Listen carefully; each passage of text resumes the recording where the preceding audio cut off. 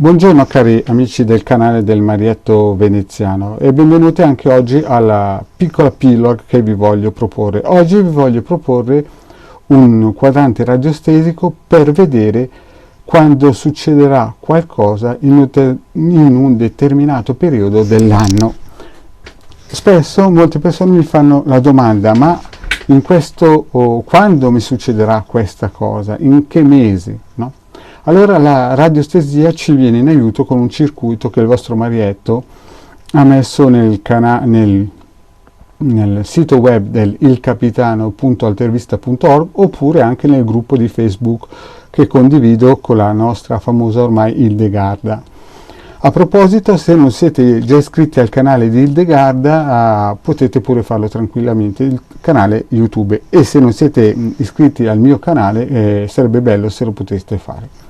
Bene, vediamo un po' oggi allora cosa vi propone il vostro Marietto Veneziano.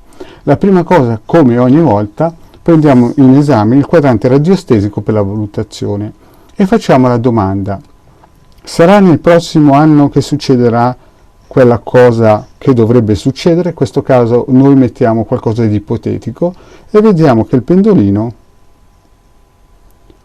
ci dice di sì.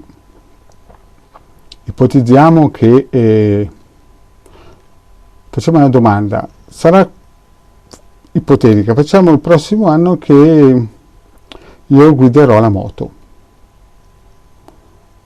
Allora, so che nel prossimo anno io guiderò la moto. E a questo punto, che siamo sicuri che il prossimo anno noi guideremo la moto, vogliamo chiedergli anche il mese. E a questo punto il vostro Marietto Veneziano che cos'è che ha per voi?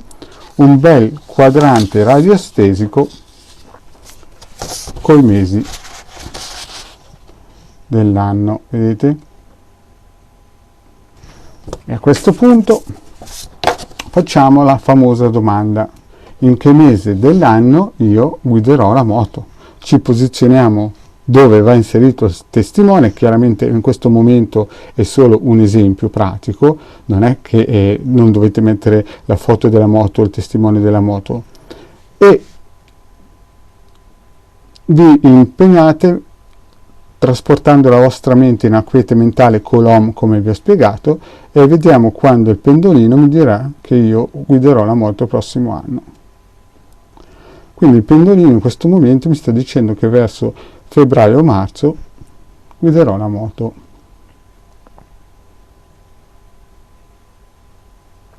Vedete?